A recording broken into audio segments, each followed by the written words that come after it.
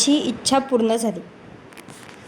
नमस्कार मंडळी. आता रात्रीचे 2 वाजले आणि दादूचे बाबा झोपलेत. आम्हाला आज जायचे 3 वाजता अक्कलकोटला आणि त्यासाठीच मी उठले. आता अंघोळीला पाणी वगैरे ठेवते आणि तयारी करते फास्ट. काहीच ध्यानीमनी नसताना शनिवारी संध्याकाळी ह्यांच्या मित्राचा फोन आला की आपण उद्या एका देवदर्शनाच्या ट्रिपसाठी जाऊ. आणि त्यांनी वेळेवर सांगितल्यामुळे आम्ही शनिवारी रात्रीच आपले गुलाबजामुन बनवून घेतले, जे आपण सोमवारच्या बाजारासाठी रविवारी बनवत असतो.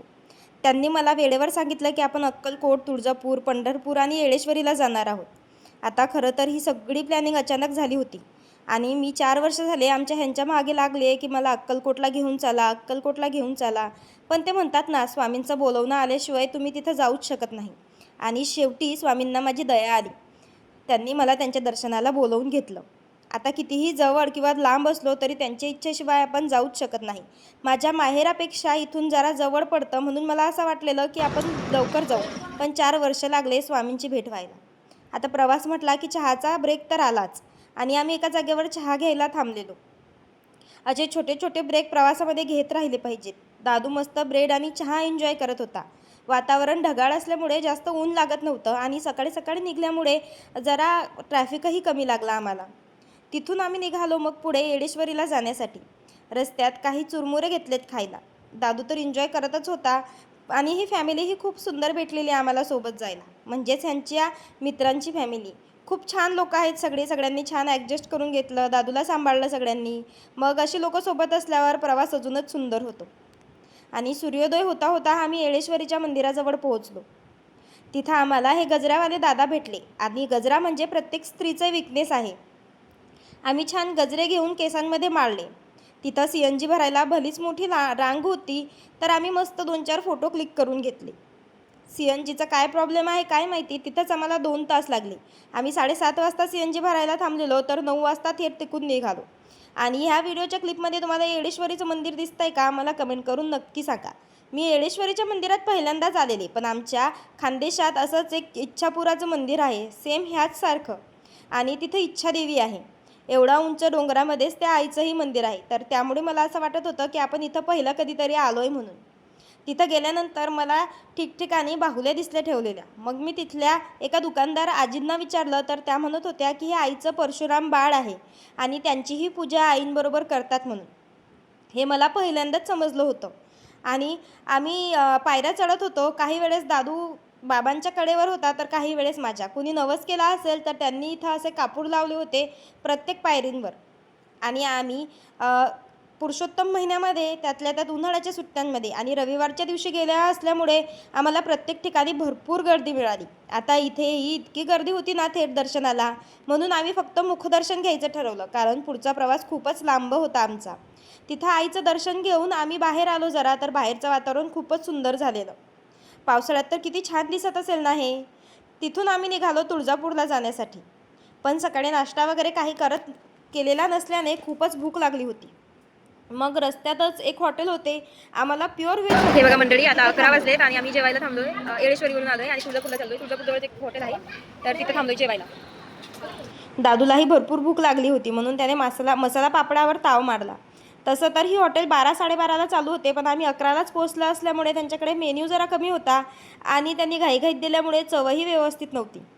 शेवटी भात खाताना एक क्लिप घेण्याची आठवण आली. भुकेच्या ह्याच्यात बाकीचा व्हिडिओ घेण्याचं मी विसरले. त्यांनी सजावट छान केली हॉटेलची, पण त्यांनी चवही मेंटेन करायला पाहिजे होती.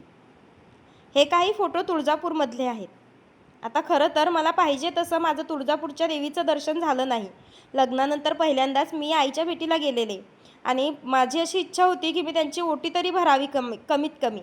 पण एवढ्या गर्दीमध्ये ते काही शक्य झालं नाही. इतकी गर्दी होती की माणसाला मंदिरात पाय ठेवायलाही जागा नव्हती. आणि एवढंसं माझं 2 वर्षाचं बाळ घेऊन मी रांगेत लागणं अशक्यच होतं. गर्दी तुम्ही समोर बघूच शकता आणि ह्यापेक्षा जास्त गर्दी आतमध्ये होती. माझ्या बाळाला तसाच जीव घाबरत होता त्याचा.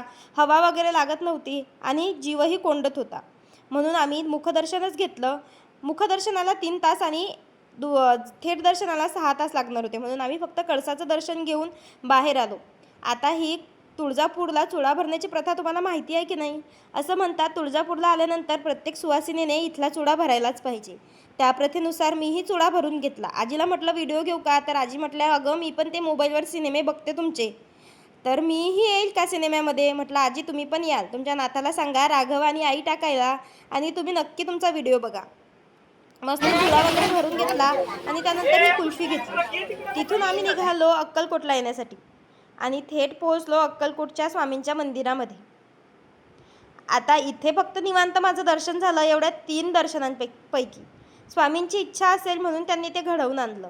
सगळ्यात आधी आम्ही पोहोचलो चोडप्पांच्या मंदिराजवळ, म्हणजे वाड्याजवळ. त्यांचं घर आणि वाडा जवळजवळच आहे. तिथल्या मंदिरात खूप शांततेत माझं दर्शन झालं. मनाची हौसच फिटून गेली. मोबाईल अलाउड नसल्यामुळे आतले व्हिडिओ काही घेतले नाहीत, पण चोडप्पांचा हा वाडा आणि त्यांचं हे घर, त्याच्यामध्ये स्वामींचे जे खरेखुरे फोटो आहे ना, म्हणजे त्यावेळेस काढलेला, त्याचाही फोटो मी इथे दाखवला आहे. तुम्ही सगळे दर्शन घेऊन घ्या आणि स्वामींचा आशीर्वाद घ्या. तिथं स्वामींच्या पादुकाही होत्या, तर त्या पादुकांचं आम्ही दर्शन घेतलं. या मंदिराच्या बाहेर आल्यावर हा दादू म्हणत होता ताई टिक्का लावू द्या. नको म्हटल्यावरही त्याने लावला. मग मी त्याला काही पैसे दिले. आबाजवळून जरा आपल्या शेंगा घेतल्यात भाजलेल्या आणि मग पोहोचलो आम्ही स्वामींच्या मेन मंदिरामध्ये. तिथली गर्दी बघून तर माझा जीव थक्कच झाला. बायका अशा एकमेकींना ढकलत होत्या की आपल्याला चालायचं कामच नव्हतं आणि फक्त डोकं टिकवून दिलं तिथल्या लोकांनी. मंडळी मी आली होती आता अक्कलकोटला स्वामींच्या दर्शनाला. पण इथे इतकी गर्दी आहे ना, तुम्ही माझ्या मागे बघू शकता, भरपूर गर्दी आहे. 2 सेकंदांमध्ये त्यांना आमचं दर्शन करून दिलं आणि बाहेर काढून दिलं. पण असू द्या, स्वामींचं दर्शन झालं हेच माझ्यासाठी खूप आहे. माझा हट्ट होता की मी स्वामींची मूर्ती घेईल, तर ते फक्त अक्कलकोटवरूनच. बाकी कुठूनही मला स्वामींची मूर्ती घ्यायची नव्हती. म्हणून तिथून स्वामींची मूर्ती आणि एक टिळा घेतला डोक्याला लावण्यासाठी. आणि तुळजाभवानी मातेला वाटलं असेल की आपलं तिथं आपण दर्शन देऊ शकलो नाहीत तुळजापूरला, तर इथं तरी हिला निवांत दर्शन द्यावं, म्हणून आईचं मी शांततेत दर्शन घेतलं. अक्कलकोटच्या ह्या मंदिरामधल्या आईचा फोटो बघा किती सुंदर निघालाय. इतकं छान मूर्ती होती ना आईची की मी खूपच इमोशनल झाली त्या मूर्तीला बघून. आणि तिथं छोटासा एक पार्क होता, एक छोटा फ्रीमध्ये होता आणि एकाचं तिकीट करावं लागत होतं. तर आमचे हे पण दादूबरोबर लहान होऊन गेलेत, खेळत होते छान. आम्ही त्या पेट पार्कमध्ये पण जाणार होतो, पण आम्हाला पुढे पंढरपूरला जायची आमची प्लॅनिंग होती, म्हणून आम्हाला तिथून लवकर निघायचं होतं. आणि दादूबरोबर मामा मावशी असल्यामुळे त्यांनी दादूची खूप चंगळ केली. कधी आईस्क्रीम, कधी चिप्स, कधी शेंगदाणे खाऊन खाऊन दादूची फार चंगळ झालेली होती. संध्याकाळी आम्ही निघालो पंढरपूरच्या रस्त्याने आणि सनसेट तुम्ही बघू शकता, इतका सुंदर झालेला ना. वाटेत आता फॅमिली असल्यामुळे आम्ही वाटेत खूप मज्जा करत गेलो. दादू तर छान डान्सही करत होता आणि एवढे छान लोक सोबत होते. मंडळी, दिवसभर प्रवास केल्यानंतर तुळजापूर, येळेश्वरी आणि अक्कलकोट फिरल्यानंतर आम्ही आता पंढरपूरला जायला निघालोय. पण त्याआधी CNG संपली होती, तर ते भरण्यासाठी इथे थांबलोय. आणि आत्ता रात्रीचे 8 वाजता आहेत आणि आम्ही इथे बसलोय, कारण CNGची लाईन जरा मोठी असतेच आता. तर आता बघू अजून किती वेळ लागतो आणि पंढरपूरला जाणं होतं की नाही, का प्लॅन कॅन्सल. आणि हालत तुम्ही बघू शकता.